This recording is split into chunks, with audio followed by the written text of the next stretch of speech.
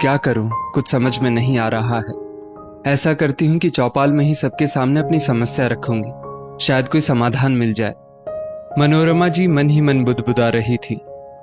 आज कितने दिन हो गए बेटे से रुपए पैसों के लिए कहते कहते, लेकिन लगता है कि ध्यान ही नहीं देता जैसे मेरी बात पर। आंखों में आंसू भरकर मनोरमा जी खो गई अतीत के पन्नों में।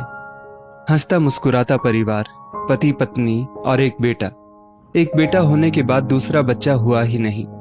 उसी से मन में संतोष कर लिया, कम से कम एक बेटा तो है जो हमारे बुढ़ापे की लाठी बनेगा। किसी किसी को तो भगवान एक बच्चा भी नहीं देते। रघुनाथ बड़ी कोठी में मालीगिरी करते और मनोरमा खाना बना दिया करती। मकान अपना निजी था, बस तमन्ना एक ही कि नकुल को पढ़ा लिखा कर बड़ा अफसर बनाना है। और नकुल था भी पढ़ाई लिखाई में बहुत होशियार। रघुनाथ और मनोरमा अपने सुख सुविधाओं को त्याग देते, लेकिन नकुल के लिए किसी तरह की कमी नहीं होने देते। समय का चक्र ऐसा घूमा कि उन लोगों की इच्छा अनुसार नकुल सचमुच बड़ा अफसर बन गया। अब तो उन लोगों की खुशी का कोई ठिकाना ही नहीं रहा। नकुल नौकरी करने के लिए शहर चला गया और अब तो नकुल के लिए रिश्तों की जैसे लाइन लग गई। रघुनाथ और मनोरमा नकुल के ऊपर शादी का दबाव बनाने लगे, लेकिन नकुल यही कहता, माँ अभी जल्दी किस बात की है, थोड़े दिन रुक जाइए, थोड़ा रुपया पैसा कमा लूं, फिर शादी भी हो जाएगी।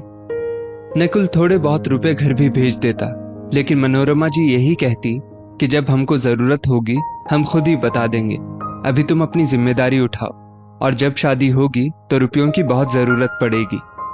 माँ मैंने शादी कर ली। एकदम से जैसे धमाका हो गया। क्या कहा, तूने शादी कर ली?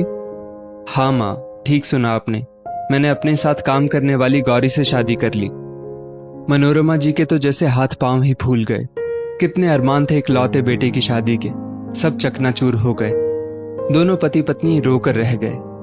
ठीक है बेटा, कम से कम बहू को लेकर ही आ जाओ। माँ वो कहाँ गांव में रह पाएगी। नकुल ने खुद ही आने जाने का रास्ता बंद कर दिया। दोनों पति पत्नी नकुल की याद में तड़पते रहते, लेकिन नकुल को कोई फर्क नहीं पड़ता। रघुनाथ जी के तो ऐसा सदमा लगा कि उन्होंने चारपाई पकड़ ली और मनोरमा जी भी अंदर तक टूट गई।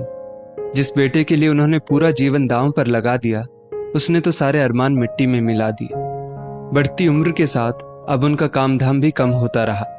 अब समस्या आई जीवन यापन की, तो मनोरमा जी ने अपने लिए एक कमरा छोड़कर 2 कमरे किराए पर चढ़ा दिए। खर्चा पानी ठीक ठाक चलने लगा, क्योंकि वैसे भी गांव में ज्यादा महंगाई नहीं होती। लेकिन लॉकडाउन में स्कूल हो गए बंद और जो मास्टर किराए पर रहते थे मकान खाली करके चले गए। अब तो खाने पीने के भी लाले रहने लगे। बेटा नकुल ऐसा है, थोड़े रुपए भेज दो, आजकल बहुत दिक्कत हो गई है। बहुत हिम्मत करके मनोरमा जी ने नकुल से फोन पर कहा।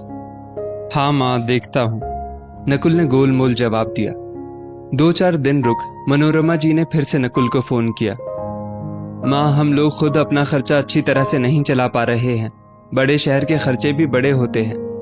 नकुल ने टकासा जवाब दे दिया और अब मनोरमा जी ने ठान लिया कि बेटे के आगे हाथ नहीं फैलाऊंगी।